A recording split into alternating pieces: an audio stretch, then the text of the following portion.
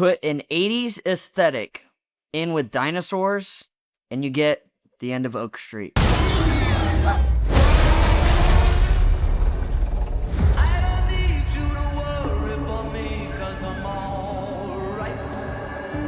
think the concept of this movie was super cool, with dinosaurs being hairy. You have an 80s aesthetic with Anne Hathaway and Ewan McGregor being these two parents, and with the trailers even showing certain shots that looked interesting. I was hooked. I wanted to go see. We don't really get dinosaur movies often, so hopefully we can get one once a year where they're actually really good, and End of Oak Street was something to go check out. I think the era of the 80s was a good place to have this movie in. I'm a big fan of 70s, 80s, 90s aesthetic, and not having phones, no real way to reach out to people or get a hold of people, and just the technology back then kind of helps further the story along with them being transported into this dinosaur Cretaceous or Jurassic age.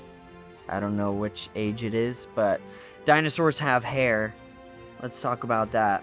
I think the dinosaurs in this movie were well modeled. The visuals for them looked good. There were some instances where it just didn't look as good, and it just felt like they were putting dinosaurs in just to have dinosaurs, which I'm not opposed of. Just make sure that they look good, you know? I think the plot altogether was kind of safe.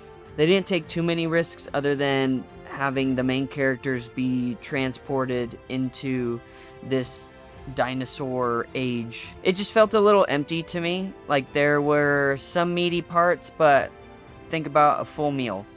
You have all these sides with the main course, but the main course was really small. It was a small steak, and then you have all of this side dishes that were pretty good. The side dishes being dinosaurs, the side dishes being little story elements within the movie, such as Anne Hathaway and Ewan McGregor's marriage, and it kind of on a rocky area with them having tension between one another and almost getting a divorce. Like, it's pretty tough, but also kind of mirrors what the 80s were about. Like, parents were getting divorced back then. It was a time for neighbors to come together and be with one another. So I think that part of the story was cool. I felt like you were engaged in the story with this 80s theme, but I don't think it was enough. There were a few moments that had great shock value.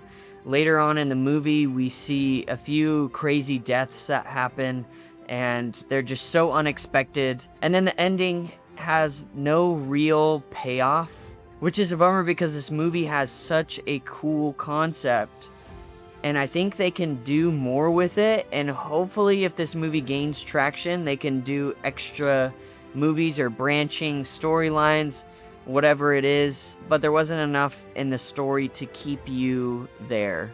I left the movie theater wanting more and having more questions than answers. I think the comedic elements of this movie were good, paired with the survival thriller-esque version of this movie, having some comedy here and there, and just the funny moments that happened in the movie fit it pretty well. I just felt the end of the movie was a bit safe and kind of a cop-out for what happens in the middle of the movie. Just wanted to say some final thoughts here.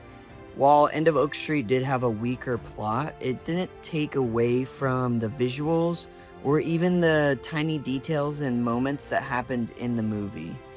It was still good to watch, and if you're not keen on seeing it in theaters, I would definitely recommend seeing it on streaming service when it does come out. So, if you're thinking about seeing End of Oak Street, it is good to see.